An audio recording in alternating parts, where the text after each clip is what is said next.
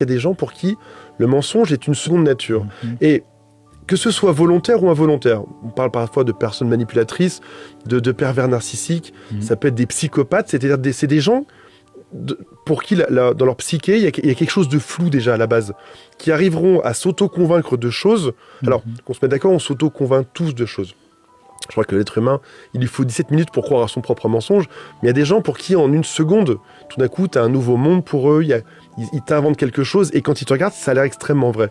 Est-ce que tu es tombé face à des gens qui sont détraqués et qui sont donc durs à lire? Oui, j'ai travaillé avec un pervers narcissique, qui était un manager toxique et pervers narcissique. Et c'était très impressionnant de sentir qu'il y avait un malaise dans son équipe, que les gens faisaient partir en burn-out, il y en a eu plusieurs, donc il les détruisait.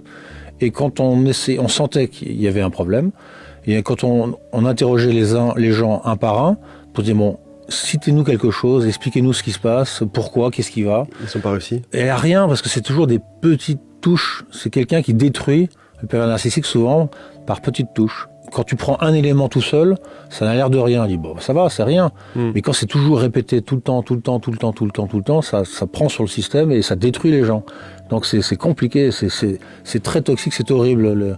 Les pervers narcissiques, que ce soit dans le boulot, en manager ou dans un couple, c'est vraiment des gens qu'on peut pas changer. Il faut les détecter et ensuite les fuir comme la peste.